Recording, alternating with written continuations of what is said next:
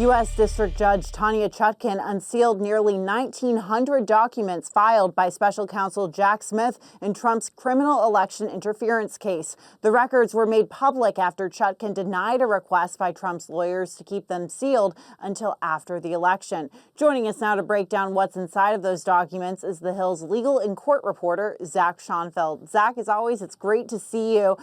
Trump called special counsel Jack Smith a, quote, sick puppy and referred to Judge Chutkan as, quote, the most evil person. He even went on to say that this is election interference. He's lashing out quite a bit right now, seems angry. How damning could this evidence be that's inside of these documents? Hey, Julia, most of the documents that we saw today, we have seen before. But even though they're not new, that's not to say that they aren't damning. So what a lot of these pages are transcribed interviews that witnesses did before the House January 6th committee. That committee had released these transcripts when they finished their work, and now many of those same witnesses are now potential witnesses in Donald Trump's criminal case. Other pages that we're talking about here are Trump's social media activity. The filing went through dozens of posts that either he himself or his campaign made on platforms like X, Facebook, and Truth Social between the 2020 election and the lead up to January 6th. Other pages were excerpts of former Vice President Mike Pence's book. So if you hadn't gone out and bought a copy of Pence's book, you now have a free way to look at a lot of it. But like I said, most of this has been publicly out there before. So a lot of it is not new, but we are really just seeing the breadth of Jack Smith's prosecution here. And a lot of these files remain redacted. What is being held back here? What do you think is potentially being held back? Yeah, so of these 1,900 pages or so, hundreds of these pages are redacted. We're not just talking about, little words blacked out or lines or paragraphs. We are talking about page after page after page that you just scroll through and is either blank or simply has the word sealed on it. We don't know exactly what is behind these sealed documents, but what we do know, we do have some clues, because what these are is this is an appendix to a brief that Jack Smith's team already filed earlier this month. This is a brief arguing why they believe this case can still move forward even after the Supreme Court's presidential immunity decision. So this is an appendix, and all of these documents that we've been talking about are citations in that brief that was already filed. So we can tell from that brief, based on some of these citations, is some of these redacted documents seem to be grand jury interviews, witnesses who went before the grand jury of D.C. residents who went on to charge Trump in this case. There even seem to be some videos from the January 6th Capitol attack and the rally held that day. So a lot simply behind these redacted documents, but we don't know all of the specifics. So, Zach, I know that you're still going through this. This just happened as we're speaking. But from what you've seen, what has surprised you the most out of the batch that's been released? What's surprising to me is, what you were getting at at the top of your first question, and that is that Donald Trump and his lawyers have really been going on the attack here against Judge Chutkan, prosecutors, just this whole case overall. So you'd think, based on that rhetoric, that this filing was going to include some major bombshells. But really, like we've been talking about, a lot of this isn't new. So I think what surprised me is just how different the rhetoric was about how damaging these documents could be, compared to what we actually saw today. So the one question I think we're all asking less than 3 weeks out from Election Day is this going to have any impact on Trump going into November? I mean, it seems that a lot of these legal cases, even though they make a lot of news, we're talking about it in the media, voters don't list them as a big priority or a big concern generally. There certainly are voters that do, but in general, or the majority of them don't. So does this help or hurt him? Yeah, I mean, I think the one thing that this has done is keep this case front and center in the lead up to the election. We've known for a while now that this case isn't getting to trial, or any of his other criminal cases, for that matter, getting to trial before the election. But really what this has is it's created multiple rounds of headlines in these final critical weeks before the campaign, talking about January 6th and talking about this case. Now, I think if you were to ask Donald Trump's advisors, a lot of them will believe, and they will tell you that they believe all of this helps him. And they say, just look at the polls and things like, after he's been indicted in some of these cases, his poll numbers jumped up. But, when we're talking about an election that, polling as of now indicates could be very close in a number of key swing states, anything could potentially matter. But I think, Donald Trump's team, they seem to think that this, isn't going to necessarily hurt him, even though that they've been arguing in court, of course, that this would amount to election interference by this stuff getting released publicly in these critical days of the campaign. Hey, maybe it's an October surprise, the October surprise. Who knows? We'll see. We've got a few more weeks to go. Zach Schonfeld, as always, thank you for joining us. Thanks, Julia. Vice President Kamala Harris and former President Trump are ramping up attacks on each other less than 3 weeks out from Election Day. In her first ever sit-down interview with Fox News, Harris sought to paint Trump as unhinged and zeroed in on Trump's claims that the bigger threat facing the country than foreign adversaries is the enemy from within. Meanwhile, Trump roasted Harris and President Biden at the annual Al Smith charity dinner. The fact is, we need new leadership in this country. Right now, we have someone in the White House who can barely talk, barely put together two coherent sentences, who seems to have mental faculties of a child, it's said. There's a person that has nothing going, no intelligence whatsoever, but enough about Kamala Harris. Let's get on to something else. Joining me now is the Hill's congressional reporter, Mychael Schnell. Mychael, as always, it's great to see you. Trump obviously went on the attack at that Al Smith dinner, but Vice President Harris wasn't the only target. He went after President Biden and New York City Mayor Eric Adams, who also was in attendance. We know that historically both presidential candidates make appearances at this event, but Harris was in battleground Wisconsin and sent in a video instead. So what do you think were some of the most notable moments from the dinner? Yeah, a lot of roasting at last night's Al Smith dinner. Julia, there were a couple really good moments. I wouldn't say funny. It depends on who you ask. Some will find it funny, others won't. But there was definitely a lot of these jokes that were targeting Vice President Kamala Harris. There was one moment where former President Trump talked about this group called White Dudes for Harris. It's been a support group for the vice president in her campaign for president. And Trump said, I'm not worried about them. Their wives and their wives' lovers are all voting for me. So you can see the type of jokes that he was slinging towards Vice President Kamala Harris. Another target of some jokes from the former president was Senate Majority Leader Chuck Schumer.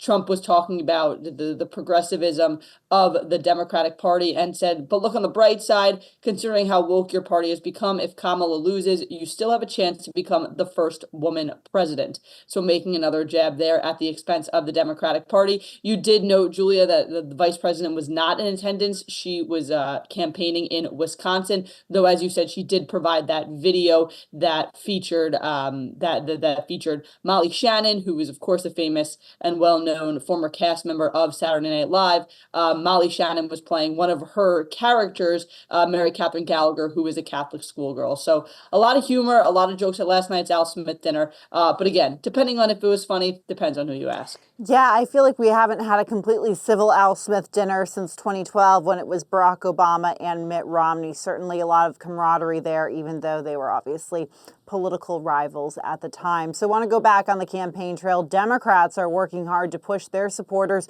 to vote early, hoping it can give them an edge this election. Look, how is Harris trying to maximize early voting right now? We know that Republicans have also been trying to tap into this. Yeah, they're really just trying to urge voters wherever they are in the country, once early voting begins, to get out there and vote. I think a lot of folks are always concerned about the reliability of voting on Election Day. There could be different things. There's the old joke that goes, well, what's the weather going to be like on Election Day? But it really could be a very key factor when folks are planning their days and figuring out when to head out. So we're hearing from both campaigns, a lot from Harris.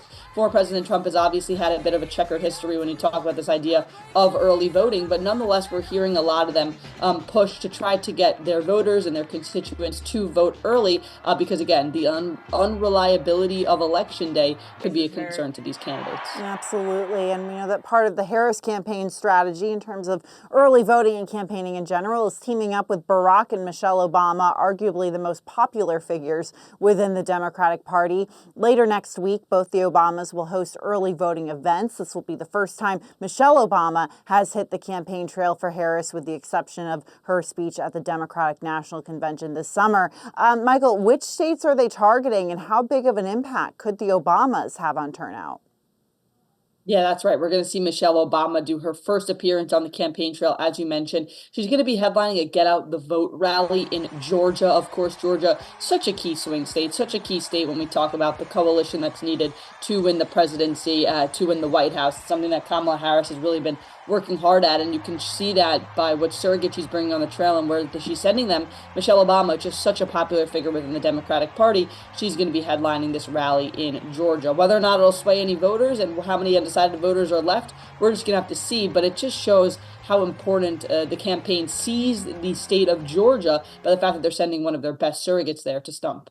Yeah, I was in the room at the DNC when Michelle Obama spoke, and I got to say, Mychael, I think the applause she got was bigger than her husband's, Barack Obama's, so shows how popular she is. Meanwhile, Georgia's Secretary of State announced this week that more than 600,000 residents cast early voting ballots so far. President Biden won Georgia very narrowly in 2020. Are these numbers a glimmer of hope for Harris as she's focusing heavily on winning the state? We know that she's tried to close the gap with Trump there. I mean, it truly is impossible to know for sure, Julia, because we don't know who was actually casting these votes early. We just know the number. We don't know what party they come from. So it's really difficult to read the tea leaves and figure it out. But there are some Democratic strategists who will say that more early voting could be a better sign for Democrats because of this checkered history that the former president has with early voting. In the past, he used to cast down on early voting, on mail-in ballots. Now we're seeing him completely change his tune, and we're seeing Republicans encourage early voting, and even some Republican lawmakers show that they are voting early. So it's really tough to tell. But I got to tell you, those numbers out of Georgia are quite staggering. It shows that folks are really eager to get out, to vote, to cast a ballot in this election. Less than 3 weeks to go now. And the fact that we already have those numbers of people voting is quite astonishing. And Harris' campaign is amplifying its push to appeal to GOP voters and even rolled out ads and campaign events this week targeting Republicans. But Trump is facing a lot of pressure to campaign with his former rival Nikki Haley in an effort to solidify that GOP base. He had this to say when asked about it on Fox and Friends. Will you call her and say, come out with me? Yeah, I'll do what I have to do. But let me just tell you, Nikki Haley and I fought. And I beat her by 50, 60, 90 points. I beat her in her own state by numbers that nobody's ever been beaten by. I beat Nikki badly. I beat everyone else, too, badly. So, Mychael, if Donald Trump campaigns with Nikki Haley, how big of an impact could she have on some of these persuadable Republican voters that Harris is targeting? I mean, it's entirely possible that she could have an impact. Well, remember, after Nikki Haley dropped out of the race, but before former President Trump had, before all the primaries had been over, he endorsed Trump. McConnell said, it should come as no surprise that as nominee, he will have my support. Mitch McConnell is a Republican, a big-time Republican, so it should not come as a surprise that he's going to support the Republican ticket. It also shouldn't come as a surprise that he still has his personal animosity for the former president. So switching gears again to overseas, where President Biden is currently in Germany for a high-level Ukraine summit. It's his last overseas trip before the election. How important is this trip for the president? Many world leaders are, quite frankly, on edge that a possible Trump presidency could change the U.S.'s stance on Ukraine and NATO. Yeah, I mean, just talking about it for the President Biden himself, I mean, this is him, I think, in a way, embarking and working on his swan song, his final few months in office, really an elected office after somebody who's been in Washington and elected politics for about 5 decades. So this is President Biden sort of embarking on this final swing in his presidential duties. And we know that he has always had a particular interest in foreign policy. So no surprise that foreign visits would be included in this swan song. I would also be interested in hearing the conversations that are happening between these world leaders about potential fears that they have with former President Trump potentially being close to re-entering the White House. There's, of course, a lot going on right now on the world stage, whether it be Ukraine, whether it be the Middle East. So definitely interesting that President Obama is embarking on this foreign swan song of sorts, but no surprise there. Certainly no surprise. We know that Joe Biden has, hinged much of his career on foreign policy. So this is certainly a fitting tribute to him in Germany. I understand he's won the equivalent to the U.S. Presidential Medal of Freedom in Germany. So an emotional day for him there as well. Mychael, as always, thank you so much for joining us. Thanks, Julia. Senior Hamas officials confirming Friday that Yahya Sinwar, Hamas's leader and mastermind behind the October 7th attack in Israel, was killed in Gaza on Thursday. But there's no indication that his death will move the two sides closer to a ceasefire. Hamas issued a statement painting Sinwar as a martyr, and Israeli Prime Minister Benjamin Netanyahu said Thursday that, quote, "The task before us is not yet complete." News Nation's Tom Dempsey has more. Overnight, Hezbollah vowed to escalate its war against Israel even more, but President Joe Biden says the death of Hamas's leader brings a special opportunity. For the United States, the primary focus right now is on trying to secure any sort of ceasefire deal and to bring the remaining Israeli hostages home safely. The death of the leader of Hamas represents a moment of justice. He had the blood of Americans and Israelis, Palestinians and Germans and so many others on his hands. I told the Prime Minister of Israel yesterday, let's also make this moment an opportunity to seek a path to peace, a better future in Gaza without Hamas. The Israeli military released this drone video that it says shows Hamas leader Yahya Sinwar before he was killed by Israeli tank fire. After the announcement of his death, President Biden spoke with Israeli Prime Minister Benjamin Netanyahu, congratulating him on the development. But despite this renewed push for a ceasefire, Israel says the war is not over. Netanyahu has said he wants Israel to maintain long-term control over Gaza and added that any Hamas member who helps with hostage rescues and turns their weapons in will be offered amnesty. And at this hour, 101 Israeli hostages still remain in Hamas custody. Dozens of them are believed to already be dead. 23-year-old Omer Nutra, an Israeli American and soldier, is one of the remaining hostages and is believed to be alive. He was taken by Hamas in October last year, and after the announcement of the death of Hamas's leader, his parents called for peace. We are at an inflection point where the goals set for the war with Gaza have been achieved, all but the release of the hostages. Sinwar, who was described as a major obstacle to a deal, is no longer alive. So again, with this war still going on in the Middle East at this hour, President Biden saying the top priority for the United States is trying to find any sort of ceasefire deal and to bring those remaining hostages home safely. At the White House, Tom Dempsey, News Nation. The presidential race between Vice President Kamala Harris and former President Trump could be one of the closest in elections history, as both candidates hold almost a 50-50 chance of winning the White House. Harris, in just the past few months, reached a level of momentum that placed her ahead of Trump nationally, but her energy in the polls has started to fade as Trump makes up ground on the vice president. Joining me now is Senior Director of Emerson College Polling, Matt Taglia. Matt, it's always great to see you. So I want to dive into this national poll showing a very narrow race between Vice President Harris and former President Trump. What does it tell us? Yeah, it is very narrow indeed. So we see that Harris is at 49%. We have Trump at 48% with about 2% undecided. And then when we ask those undecided voters to pick between the candidates, we find Harris at 50%, Trump at 49%. So not much of a change there. Harris at +1. Now, overall, I don't think this is the trend line that Vice President Harris would want to see.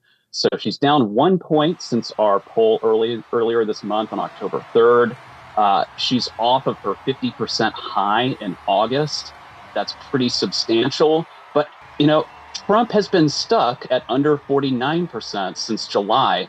And we do find that independents are breaking for Harris by a slim margin, 48% versus 44% for Trump. And then when we look at favorability ratings, we find that 53% have a favorable opinion of Harris, whereas 49% say the same of Trump. So there might be a little bit higher ceiling here for Harris. I think the bottom line here is that, this is closer than earlier this month. But despite Trump's gain, I think there is positive underlying data there for the Harris team. So we know that both candidates are focused heavily on gaining support from a number of different voting blocs. Black and Latino voters seem to be a major topic of conversation because Harris is polling behind with those voting groups than past Democratic presidential candidates have. What's the latest poll show on support from Black and Latino voters for each candidate? Well, as we might expect, Harris is overwhelmingly winning both Black voters and Hispanic voters, as President Biden did back in 2020. But when we dig a little deeper, we see that Hispanics are backing Harris by 61%, 35% for Trump. And based on exit polling, that's about a 3-point movement towards Trump. It's sort of a similar story when we look at Black voters. She's getting about 81%. Now, that's not a net gain for Trump, but it is a 6-point decrease based on exit polling from 2020. So I think part of that is because there's higher rates of undecided and third-party voters than the general population for these groups. And, there's some moderate movement in the margins towards Trump. And we've seen that pretty consistently across the polling this cycle. But it remains to be seen what happens to these undecided voters, these third-party voters. That often does not materialize on Election Day. So, I wouldn't be sounding the alarms on the Harris team just quite yet. So with just weeks, less than 3 weeks to be exact, until Election Day, we know that a majority of voters have made up their mind. They say they're set in stone in their choices, but there still are some undecided voters. How many are there according to the poll? Yeah, there are very few. It's just around 2% who haven't made up their mind yet. And so we can't really say all that much about them. We just don't have enough of them in the poll to talk about them. However, we also asked when folks made up their mind. And we find that 15% made up their mind within the past week or within the past month. So that's a pretty high number, I think. Harris wins both of these voter sets, too. So 65% of those who said they made up their mind within the past week, 57% within the last month, whereas folks who say that they made up their mind over a month ago, Trump wins those voters, about 52%. So I think this does tell us a little something about momentum and where these late breakers might lie. I think Harris might have a very slight edge with these late breaking, sort of undecided or maybe on the fence voters. Well, and speaking of undecided voters, we know that Democrats have fought very hard to tie Trump to Project 2025 this election. Has this had any impact in terms of swaying undecided voters who, could be, being inundated with these attacks from the Harris campaign? Yeah, so, Project 2025, it seems to have had sort of limited impact on the electorate as a whole. So only 15% overall say it makes them more likely to support Trump. 10% overall aren't familiar with Project 2025. Wow. And when we look at Trump supporters specifically, 23% said it makes them more likely, but 60%, a vast majority, say it makes no difference. If we back up a little bit and we look at independent voters, who, we do have enough independent voters to say something about them. Just 8% say that it makes them more likely to support Trump in the end. 38% say it makes them less likely to support Trump. And then a majority say it makes no difference to their vote. So I think the bottom line here for Trump is that Project 2025 is not really a vote getter, but equally, it's not necessarily harming him, but it might have an impact in some of these swing states where independent voters are going to be the key. We'll be watching out for that impact as well as the impact of a number of other issues on those swing voters. Matt Taglia, as always, thank you for joining us. Thank you. Federal officials arrested a man on Thursday in connection to a social media hack back in January that caused the price of Bitcoin to spike. 25-year-old Eric Counsel Jr. is accused of fraudulently gaining a duplicate SIM card of Securities and Exchange Commission employees' phones to gain access to the agency's X account. That hack allowed others to falsely claim the SEC had approved several funds that were holding Bitcoin. That false claim caused the price of Bitcoin going to jump by more than $1,000. The SEC regained control of the account and clarified that they had not given approval. The price dropped by more than $2,000. The agency later approved the funds, but the damage was already done. Counsel is charged with conspiracy to commit aggravated identity theft and access device fraud. And it's the final campaign spending sprint. With less than 20 days to go until November 5th, election spending is reaching all-time highs. In today's Political Minute, Blake Berman, host of The Hill on News Nation, breaks down the spending in this year's election.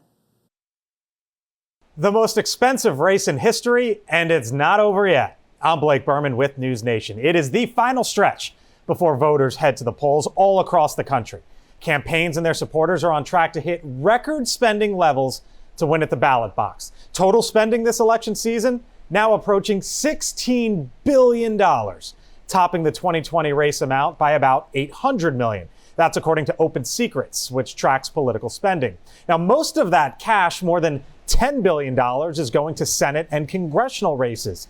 About $5.5 billion has been used on the presidential race. That's nearly $1 billion less than in 2020, with almost 20 days left to go.